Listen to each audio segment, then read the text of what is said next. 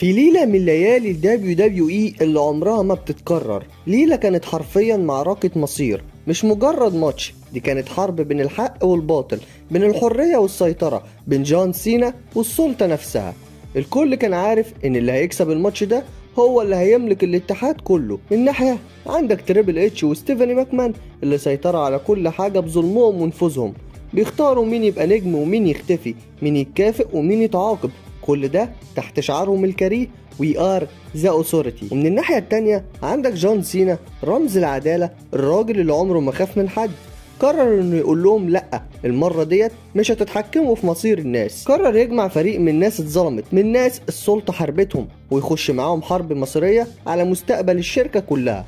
وكل ده حصل في ليلة سرفايفر سيريس 2014، الليلة اللي فيها كل مصارع هيدخل الحلبة وكان عارف ان مستقبله على المحك. اللي هيخسر ممكن يطرد من الشركة، واللي هيكسب هيخلص من هيمنة السلطة اللي ماسكة كل حاجة. لكن محدش في العالم كله كان متوقع ان النهاية ديت هي اللي هتحصل، نهاية هتكون فيها خيانة، بطولة، دموع، وظهور اسطورة غابت سنين كتير. النهاردة هنرجع مع بعض خطوة بخطوة ونحكي القصة الكاملة للبناء العظيم لماتش فريق سينا ضد فريق السلطة في سرفايفر سيريس 2014، ازاي الحرب بدأت وازاي انتهت بلحظة غيرت تاريخ الدبليو دبليو اي للأبد.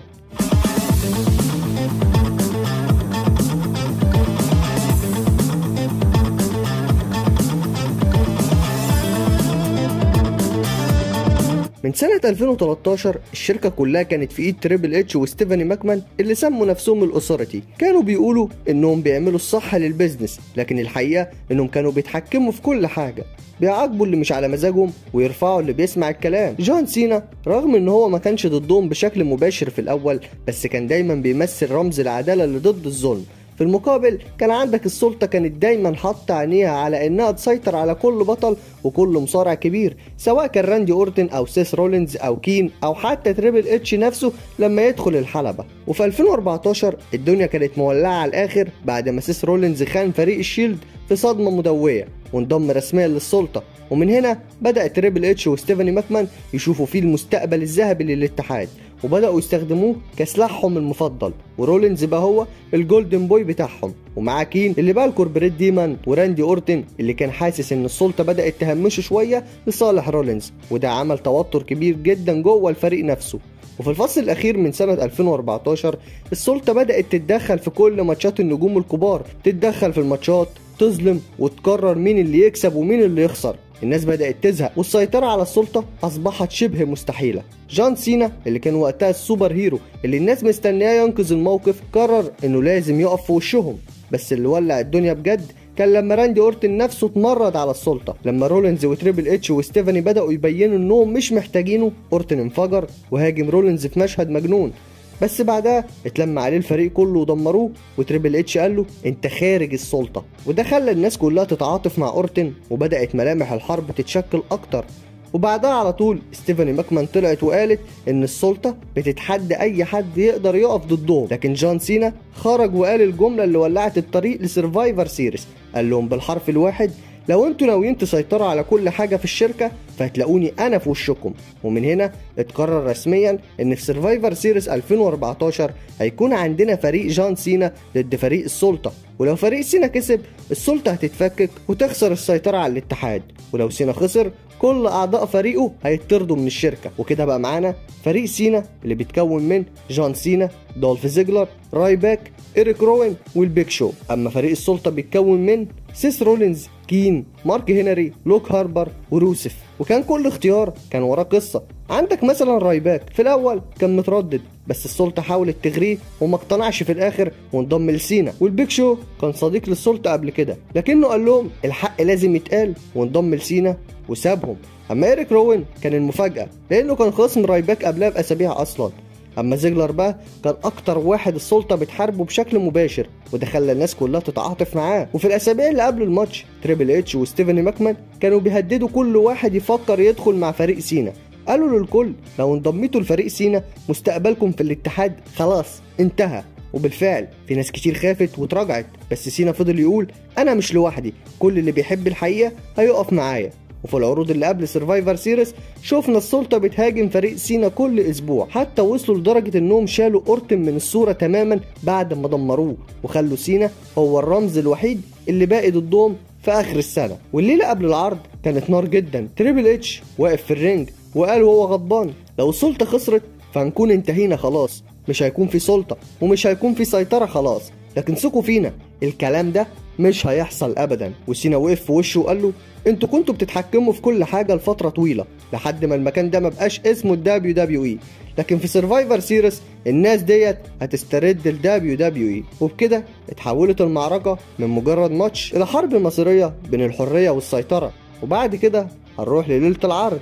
الليلة ديت كانت في مدينة سان لويس ميزوري، والناس كلها كانت متحمسة جدا لأن ده مكان راندي أورتن اللي كان مختفي من أسابيع بعد ما السلطة دمرته. فمن أول العرض الناس كانت بتغني باسمه راندي، وكان واضح إن الجمهور مستني حاجة زي مثلا إن راندي أورتن يظهر ويساعد فريق سينا في الآخر، ولكن ده ما حصلش. تريبل اتش وستيفاني ماكمان دخلوا الحلبة في أول العرض بابتسامة الثقة المعتادة بتاعتهم، وقالوا الجملة ديت اللي لسه محفورة في دماغ الناس: السلطة دايما بتفوز. بعد كده هنروح للماتش اللي الكل كان مستنيه وقتها. اللي بيبدأ الماتش بيج شو ومارك هنري، بس المفاجأة بيج شو بيخلص على مارك هنري في ثواني وبيطلعه بره الماتش في أول لحظة، وكده بقى فريق سينا متقدم 5-4 من أول ثانية. الماتش كان مليان لحظات قوية، رايباك دخل وولعها وضرب الكل، بس روسف ورولينز اتحدوا عليه ودمروه، وروسف شاله ورماه على ترابيزة التعليق بره، فالحكم عدى ال10 والاتنين خسروا وخرجوا من الماتش، والنتيجة بقت 4-3 لصالح سينا. بعدها إيريك روين حاول ينتقم من لوك هاربر لأن بينهم ماضي من أيام الوايت فاميلي، بس هاربر قدر يوقعه ويخليه يخرج من المباراة هو كمان، وكده بقت المعركة 3-3، سينا وزيجلر وبيك شو ضد رولينز وكين ولوك هاربر. وسط الماتش بدون سابق انذار فجأة بنلاقي بيك شو بيبص لسينا، وسينا بيشجعه ويقول له يلا خلصها، ولكن المفاجأة بتحصل: بيك شو بيلف عليه وبيضربه بالنوك اوت بانش، والجمهور كله واقف مصدوم ومش عارف ايه اللي بيحصل. سينا وقع وخرج من الماتش هو كمان، وبيك شو بعدها سلم على تريبل اتش وستيفاني وخرج بره الحلبة. يعني كده باع فريق سينا وانضم للسلطة مرة تانية وبيخرج من المباراة. يعني خلاص كده سينا خرج وبقى دولف زيجلر لوحده ضد 3 من السلطة. وفي اللحظة ديت الكل افتكر ان الماتش خلاص خلص، لكن زيجلر عمل معجزة حرفيا. اول حاجة قدر يفاجئ كين بزجزاج ويطلعه من الماتش، بعدها وهو ميت من التعب قدر يعمل تثبيتة سريعة على لوك هاربر ويطلعه هو كمان من الماتش، وبكده بقى هو ضد سيس رولينز لوحده، والسلطة كلها بره بتشجعه وبتتدخل كل شوية رولينز بيطلب مساعدة من الحراس بتوعه، وكل مرة زيجلر بيقاوم وبيفلت بالعافية، وستيفاني بتصرخ وتريبل اتش عمال يزعق للحكام: اصل خلاص لو خسرنا احنا انتهينا يا معلم. وفي اللحظة اللي زيجلر كان هيكسب فيها رولينز تريبل اتش بيتدخل بنفسه وبيضرب الحكم وبيجيب حكم تاني وبيزق زيجلر، ورولينز بيحط ايده عليه والحكم يبدأ يعد 1 2 لكن النور بيطفي يا معلم. الكل واقف مذهول: ايه ده؟ النور طفى ليه؟ وفجأة بنلاقي النور بيرجع. ما كدبتش عليك انه اي حد كان ساعتها كان اتوقع ان الاندرتيكر اللي بيتدخل، ولكن ساعتها بيظهر ستينج لاول مرة في تاريخ الدبليو دبليو اي. جمدان، طرب، وربنا كانت لحظة للتاريخ حرفيا. الجمهور اتجنن، الجمهور انفجر، تريبل اتش نفسه واقف مش مصدق اللي بيحصل. ستينج ما قالش ولا كلمة، دخل الحلبة ببطء، بص لتريبل اتش وبعدها بياخد سيس رولينز وبيرميه ناحيه زيجلر، وزيجلر بيحط ايده عليه والحكم الجديد بيعد 1 2 3. القاعه كلها انفجرت حرفيا. جون سينا بيدخل بعد الماتش بيحتفل، زيجلر واقع على الارض مش قادر يتحرك من التعب، وستيفاني بتصرخ وهي بتقول لا ده مستحيل انه يحصل. وتريبل اتش مصدوم لسه ومش عارف يفوق من الصدمه، عارف ان كل حاجه راحت منه في لحظه، السلطه انتهت، والناس اخيرا استردت السيطرة على الدبليو دبليو اي اللي كنا نعرفها زمان. بس كالعادة السلطة ما ماتتش للأبد، لأن بعد شهور سينا اضطر إنه يرجعهم بسبب اتفاق إجباري في السيناريو. لكن اللحظة اللي حصلت في سرفايفر سيريس كانت لحظة زيجلر وهو بيكسب بعد ظهور ستينج. اللحظة ديت هتفضل محفورة كواحدة من أعظم لحظات السرفايفر سيريس في التاريخ. وفي النهاية لما نفتكر ليلة سرفايفر سيريس 2014 مش بنفتكرها بس عشان كان فيها ماتش حماسي، لكن عشان كانت ليلة انتصر فيها الإصرار على النفوذ وانتصر فيها الحق على الظلم. جون سينا دخل المعركة وهو عارف انها ممكن تكون نهايته ونهاية الرجالة اللي معاه، وزيجلر وقف لوحده قدام جيش كامل. لكن زي ما التاريخ دايما بيقول، مش دايما الأقوى هو اللي بيكسب، أوقات اللي بيؤمن أكتر هو اللي بيصنع المعجزة.